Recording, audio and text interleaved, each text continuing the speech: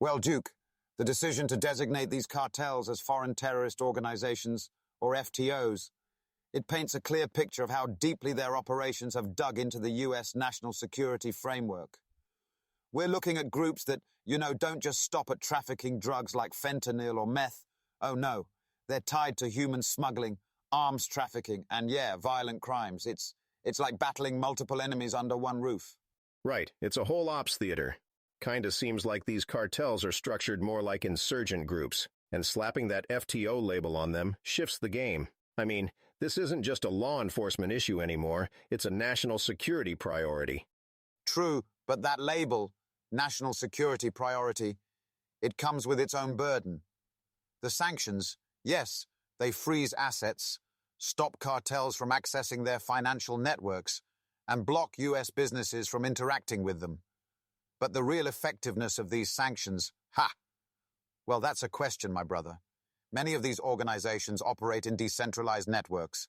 You cut one head and another sprouts faster than you can say obodo muo. The same tactics, different hands. Exactly. You're not wrong there, Emeka. These cartels are adaptive, and sanctions alone ain't gonna crush them. But man, targeting their money flows. It still weakens the structure, slows them down. Treasury's on it, though, red flagging those financial trends tied to fentanyl supply chains. Speaking of fentanyl, I've read Treasury's work highlights those trends. But what's going on with enforcement on the ground? Collaborating with Mexico's law enforcement to dismantle these operations has never been easy. And this FTO designation, it's a loaded weapon when you consider how Mexico might see it. Could strain diplomatic relations big time. Oh, no doubt about that. Mexican leadership, they don't want to look weak. And this kind of enforcement, especially U.S. heavy enforcement, it could make them bristle. That said, we don't secure our borders or tackle cartels by playing nice. At the same time, Duke, we've got to remember, national security threats aren't just about force, it's also about perception. When we use such sweeping measures, root causes like poverty or lack of opportunity, they don't get the attention they deserve. So you're saying, we've just got to grit our teeth and reinforce sanctions while ignoring enforcement? That doesn't work. You know that kind of action won't disarm these groups. No, enforcement matters. It does. Yet if enforcement overshadows the broader humanitarian strategy, we'll be fighting hydra-headed beasts for decades. Appeals to Mexico's cooperation will always need a balance. Ultimatums don't win allies easily. Shh. Allies who don't act. What use are they? Strategic or not, this is war footing, Emeka. First cut off their cash flow, disrupt operations, and blunt their impact on communities. And see if it works, yeah? After all, sanctions are surgical tools, not blunt instruments. And diplomacy, I see it as the armor around the sword. If misused, the armor breaks and the sword dulls.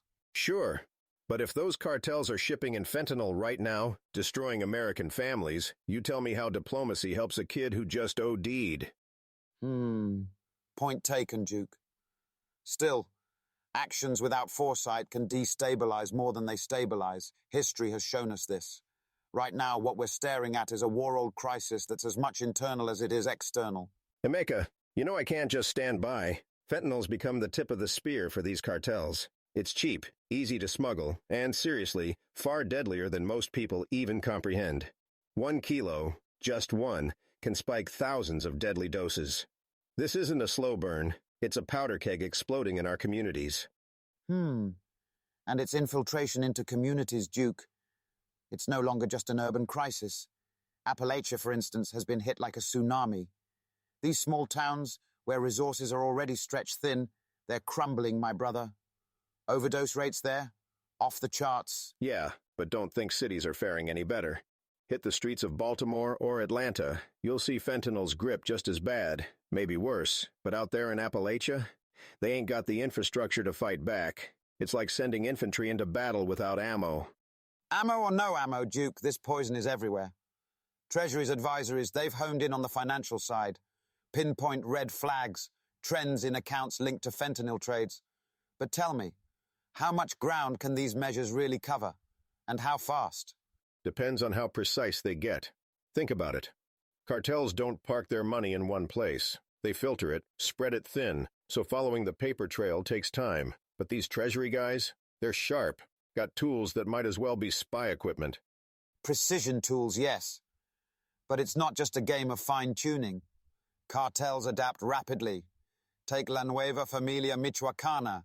Treasury froze their assets, blocked transactions, yet their impact hasn't exactly vanished. If anything, their methods diversify, eh? That's why you don't give them any breathing room, Emeka. Financial monitoring's a step, sure, but paired with boots on the ground, real enforcement, ain't no corner of the supply chain untouched. Enforcement, Duke, it has its place. But think of the collateral damage. Businesses that unknowingly handle cartel-linked money, they get entangled, shut down before they even understand what's happened. And innocent lives? They're caught in the crossfire too, my friend. Collateral or not, what choice do we have? People are dying, Emeka. The Treasury's out there flagging these trends for a reason. And we gotta act on them, fast.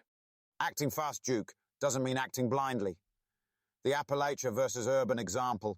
You see where the resources, the focus need to shift? Tailored responses. This one-size-fits-all policy, nah, it's not yielding the results they think it will. Emeka, you're right about tailored responses, but let's be honest. Sanctions? They're like artillery rounds against shadow armies. These cartels are too splintered and decentralized. Every time you cut off one line, they find another. It's exhausting. Ah, Duke, frustrating indeed. These groups reassemble like termites rebuilding a nest, bending around sanctions. I see it as a symptom of deeper cracks in our approach.